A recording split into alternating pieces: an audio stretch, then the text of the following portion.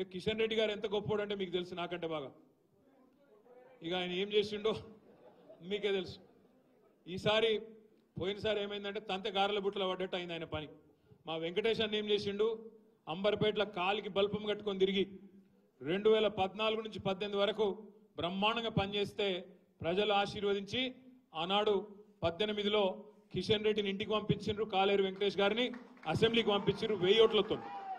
కానీ అప్పుడు స్వల్ప మెజారిటీతో గెలిచినాం, 1000 ఓట్లతోనే గెలిచినాం. కానీ వెంకటేష్ అన్న 2018 నుంచి 23 దాకా బ్రహ్మాండంగా పనిచేసిండు, ప్రజల మనసు గెలుచుకున్నాడు. అర్థమైంది కిషన్ రెడ్డి బైసాబ్. ఎందుకంటే ఇక ఈసారి అంబర్పేటలో మన పప్పులు ఉడకాయి, అనవసరంగా పోటీ చేసి ఇజ్జత్ ఖరాబ్ చేసుకుంటూ ఎందుకు అనుకున్నాడో ఏమో, తప్పించుకొని పారిపోయిండు, వేరేటోళ్ళు నిలబెట్టిండు. లాస్ట్ టైం ఏమైంది, 18లో అసెంబ్లీకి ఓడిపోయిండు కదా, అయ్యో పాపం అని చెప్పి పార్లమెంటులో ఓట్లు వేసిర్రు. ఆ సానుభూతిలో తాంతెగారల బుట్లో పడ్డట్టు పోయి ఆయన పార్లమెంట్లో పడ్డాడు. కిస్మత్ బాగుంది, కేంద్ర మంత్రి కూడా అయ్యిండు. ఈసారి సానుభూతి లేదు, మనం లేదు. ఎందుకంటే ఓడిపోలేదు, నిలబడలేదు, ఓడిపోలేదు.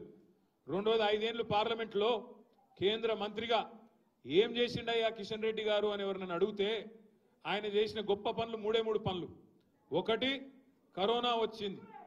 అవి చూసినా, కరోనా వస్తే వేరే వేరే నాయకులేమో అన్నదానాలు చేసిండ్రు, హాస్పిటల్లో డొనేషన్లు ఇచ్చిర్రు, అంబులెన్స్లు ఇచ్చిండ్రు, చాలా వేరే వేరే పనులు చేసిర్రు. మన కిషన్ అన్న మాత్రం కేంద్ర మంత్రిగా అందరికీ కుర్కురే ప్యాకెట్లు వంచింది. అందుకే ఆయన చాలా మంది కిషన్ రెడ్డి అంటలేరు, కుర్కురే రెడ్డి అంటారు, కుర్కురే రెడ్డి గారు అంటారు ఆయన. మొన్న కేసీఆర్ గారు ప్రపంచంలోనే అతిపెద్దదైన ముఖ్యమంత్రిగా ఉండే అన్నాడు కేసీఆర్ గారు. అతి పెద్దదైన లిఫ్ట్ ఇరిగేషన్ ప్రాజెక్టు ప్రపంచంలోనే కాళేశ్వరం ప్రాజెక్టు కేసీఆర్ గారు ప్రారంభోత్సవం చేసిండు. కిషన్ అన్నకు కూడా ఆలోచన వచ్చింది, మరి కేసీఆర్ గారు లిఫ్ట్ ఇరిగేషన్ చాలు చేసిండు కదా, నేను కూడా చేయాలి ఏదన్నా అని చెప్పి సీతాఫల్ మండి రైల్వే స్టేషన్ మేనేజర్ ఫోన్ చేసిండట. అరే ఏం చేయాలి రా భయ్ అంటే ఆయన చెప్పినట్టు, సార్ ఇక్కడ 2 లిఫ్ట్లు చాలు చేస్తే అందుకున్నాయి, నువ్వు వచ్చి జర రైల్వే స్టేషన్లలో లిఫ్ట్లు చాలు చేయంటే ఆ 2 లిఫ్ట్లు చాలు చేసిండు వచ్చి, గంత గొప్పోడు. మొన్న ఆఖరికి మా నాంపల్లి కాన్స్టిట్యున్సీలా గుడిమల్కాపూర్లా సింటెక్స్ ట్యాంకులు ఓపెన్ చేస్తాడు కేంద్ర మంత్రి. ఇప్పుడే మా చిచ్చయ్య చెప్పిండు, మారేడుపల్లిలో కిషన్ రెడ్డి గారు చేసిన అతి గొప్ప పని ఏంటంటే మారేడుపల్లి ఎంఆర్ఓ ఆఫీసులో రేకుల షెడ్ ఇచ్చిండు. అంత తప్ప ఈ 5 ఏళ్ళు హైదరాబాద్లో మూసీకి వరదలు వచ్చినా రూపాయి దేలే, పైసా సాయం చేయలే. కనీసం సొంత నియోజకవర్గం అంబర్పేటలో ఎక్కడనైతే 15 ఏళ్ళు ఎమ్మెల్యేగా ఉండేనో వాళ్ళ కేంద్ర ప్రభుత్వ ఆధీనంలో ఉండే ఒక ఫ్లైఓవర్ కట్టించాయా మగాయన అంటే మగడా అంటే అది కూడా శాతగాలే. ఇప్పటి వరకు ఇంకా ఫ్లైఓవర్ కుంటి నడక అట్లే నడుస్తున్నది, ఇప్పుడు కూడా పూర్తి అయ్యేటట్లేదు.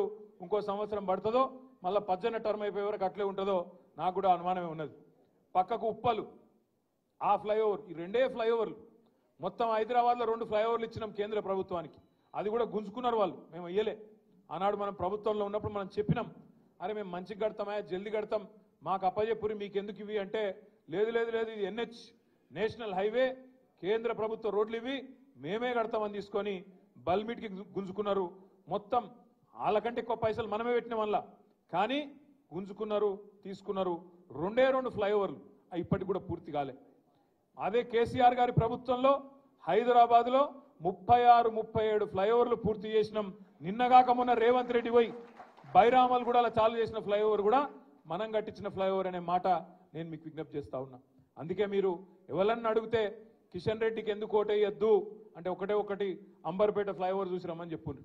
అంబర్పేట ఫ్లైఓవర్ ఎట్లున్నది, అదే హైదరాబాద్లోని మిగతా 36 ఫ్లైఓవర్లు కేసీఆర్ కట్టిన ఎట్లున్నాయో అదొక్కటి చూస్తే మీరు చాలు.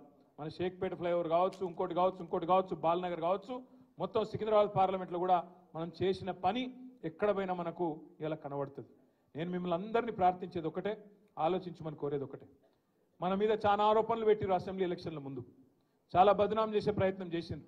ఏమన్నారు అన్నాడు, బీఆర్ఎస్ బీజేపీ వేరు కాదు, వీళ్ళిద్దరు ఒకటే, వీళ్ళు బీజేపీ వాళ్ళకు బీ టీం అని చెప్పి మైనారిటీ సోదరుల మనసుల్లో విషం నింపే ప్రయత్నం చేసిండ్రు. కేసీఆర్ మోడీ ఒకటే అని చెప్పి చిల్లర మాటలు మాట్లాడింది. हैदराबाद लेवल नम्मले, हैदराबाद में कोई यकीन नहीं करे, पूरे शहर है हैदराबाद में जितने भी हमारे माइनॉरिटी भाई हैं बहन हैं, आप सभी लोगों ने तय दिल से हमको मदद दिया, इसीलिए पूरा का पूरा हैदराबाद हम जीत गए। हैदराबाद जो गढ़ है, तेलंगाना का जो दिल है और जो धड़कन है, उसमें आज शानदार तरीके से हम लोग शानदार जीत हासिल कर पाए। क्या क्या मेजॉरिटियां मिले हर किसी को आप देख रहे हैं। खुतबुल्लापुर में सबसे ज्यादा 85,000, कुकटपल्ली में 72,000, हमारे पज्जन्ना 46,000 చూసుకుంటూ పోతే బ్రహ్మాండమైన మెజారిటీలు హైదరాబాద్ లో అంతటా వచ్చాయి।